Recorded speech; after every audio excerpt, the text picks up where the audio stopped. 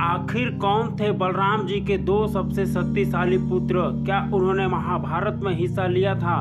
Video में आगे बढ़ने से पहले हमारे चैनल को सब्सक्राइब करें और कमेंट करें कि क्या आप जानते थे इस बारे में। द्वापर युग में श्री कृष्ण के साथ बलराम जी को शक्ति का प्रतीक और भगवान श्री कृष्ण का बड़ा भाई माना जाता है। बलराम जी की छवि का एक आदर्श बेटे, एक आदर्श भाई और एक आदर्श पति के रूप में दिखाई देती है। श्री कृष्ण के बड़े भाई बलराम जी के जीवन की तरह ही उनके जीवन की कथा भी बेहद ही रोचक रही है। कंस के कारागारों में जब वासुदेव और देवकी की सभी संतानों को मौत के घाट उतारा जा रहा था, तब देवी योग माया की शक्ति की वजह से देवकी के साथ में ही वासुदेव की पहली पत्नी रोहिणी के गर्भ में सुरक्षित रख दिया गया और देवकी के गर्भ गिरने की अफवाह फैला दी गई और इस तरह रोहिणी गर्भ से बलराम जी का जन्म हुआ और उनके लालन पालन के लिए उन्हें नंद बाबा के पास भेज दिया गया। वास्तव में बलराम जी शेषनाग का ही अवतार थे, जो नारायण के साथ उनके हर रूप में जन्म लेते थे। इससे पहले बलराम जी ने स्वयं त्रेता युग में भगवान लक्ष्मण के रूप में जन्म लिया था। वहीं गर्ग संहिता के कथाओं और पौराणिक मान्यताओं के अनुसार बलराम के विवाह की कहानी बेहद दिलचस्प तरीके से बताई गई है। दरअसल रेवती महाराज युवत की पुत्री थी। इनका जन्म दिन में अग्नि से हुआ था। बेहद ही सुंदर थी, साथ ही सुशील गुणों से परिपूर्ण थी। लेकिन जब रेवती बड़ी हुई और विवाह के योग्य हुई तो उसने निश्चित किया कि वह विवाह करेगी तो उस व्यक्ति से जो दुनिया का सबसे ज्यादा परीक्षा ली गई व्यक्ति होगा। इसके बाद राज्य और रेवत में सबसे शक्तिशाली व्यक्ति की तलाश शुरू कर दी गई, लेकिन धरती पर कोई भी ऐसा व्यक्ति नहीं मिला। समस्या का हल निकालने के लिए राजा ब्रह्मलोक गए। उन्होंने ब्रह्मा जी से पूछा कि वह उन्हें ऐसा व्यक्ति के बारे में बताए जो बेहद ही शक्तिशाली हो।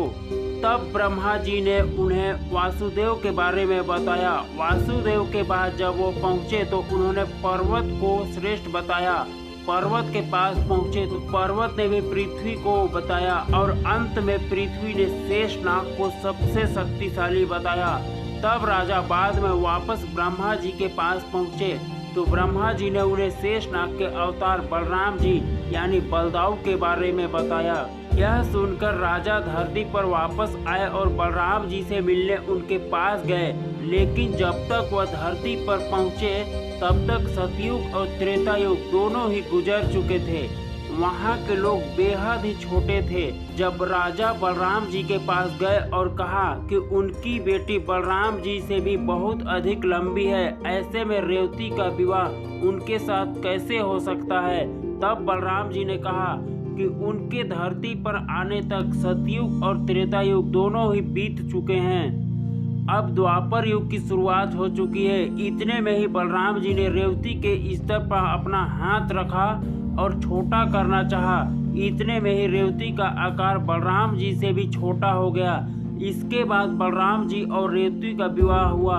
बलराम जी और रेवती के विवाह के बाद उन्हें दो पुत्र और एक पुत्री प्राप्ति हुई। पुत्रों के नाम थे निशस्त्र और उन्मुख। पुत्री का नाम था वत्सला। कहते हैं बलराम जी की तरह ही दोनों ही पुत्र उन्हीं के समान शक्तिशाली और तेजवान थे।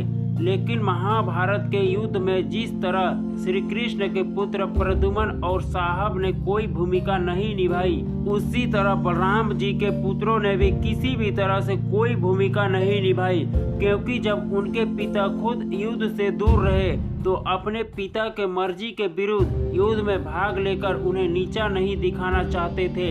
हालांकि गांधारी के शराब की वजह से जब यादव कुल का नाश हुआ तो श्री कृष्ण और बलराम के सभी पुत्रों ने आपस में लड़कर एक दूसरे की हत्या की, मृत्यु को प्राप्त हुए। महाभारत में इन दोनों ही वीर योद्धाओं के बारे में विस्तार से बताया गया है।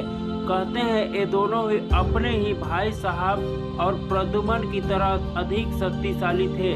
निशस्त्र और उन्मुख दोनों ही अभिमन्यु के घनिष्ठ मित्र भी थे। दरअसल अभिमन्यु उन्हीं की बुआ के लड़के थे, यानी सुभद्रा के, और इनके बीच में गहरी दोस्ती भी कहा जाता है। निशस्त्र बेहद ही शक्तिशाली योद्धा था और एक बहुत बड़ा धनुषधारी था। जो अभिमन्यु के साथ युद्ध प्रयास करता था, वही अपने ही पिता की तरह मल्ल में महारत हासिल कर चुका था। वो एक बहुत बड़ा गदाधारी योद्धा था। वही कहा जाता है कि राम की पुत्री वत्सला का विवाह दुर्योधन के पुत्र लक्ष्मण के साथ तय किया गया था, लेकिन वत्सला लक्ष्मण के साथ विवाह नहीं करना चाहती थी। वो अभिमन्यु के साथ विवाह करना चाहती थी और श्री कृष्ण के कहने पर भीम के पुत्र घटोत्कच ने अपनी माया रची और उनकी माया से उनका विवाह अभिमन्यु के साथ तय किया गया था।